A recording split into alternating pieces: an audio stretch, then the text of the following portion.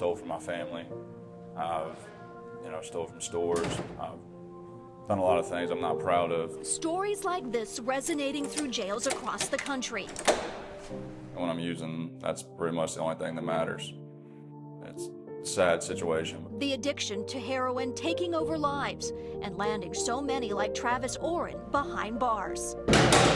It'll take you places you don't want to go. It's tough. It really is. It's something that I wish I never would have started.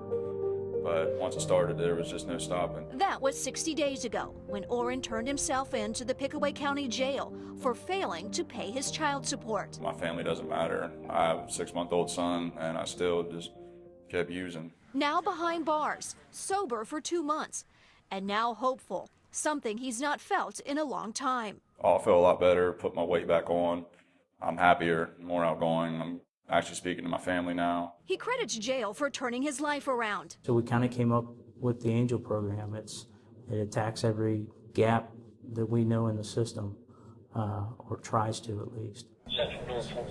The biggest gap it fulfills, giving the addict help before leaving jail. Otherwise, Lieutenant Gabe Carpenter says many tend to go back to their old habits. They would overdose, usually within a few weeks.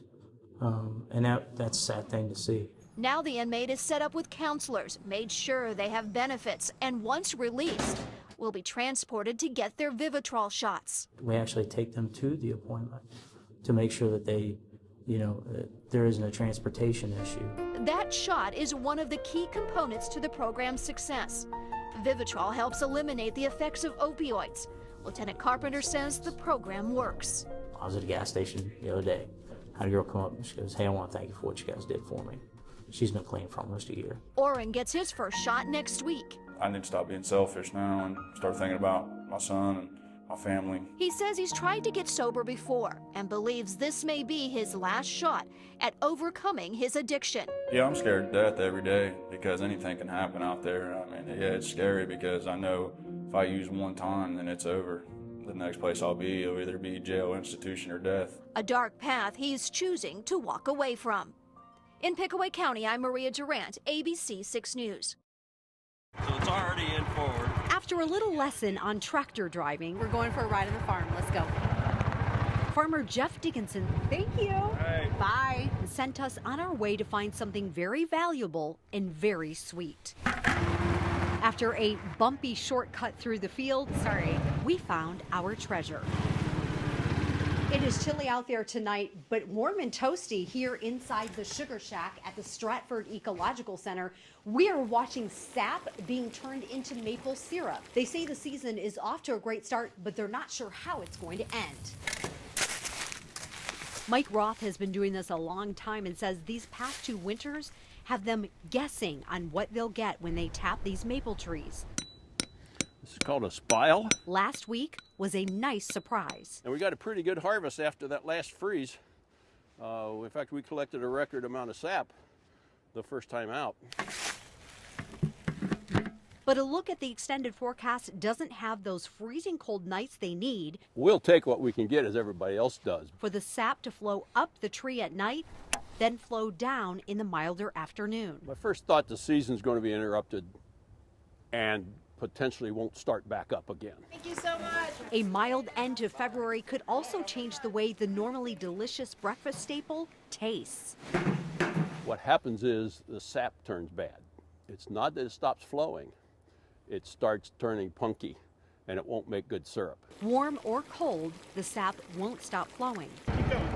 Good. But on our return trip from the Sugar Shack, What'd I say? don't stop. What happened? We stopped. The tractor just might. Erin Carroll, ABC 6 News. Ready, go.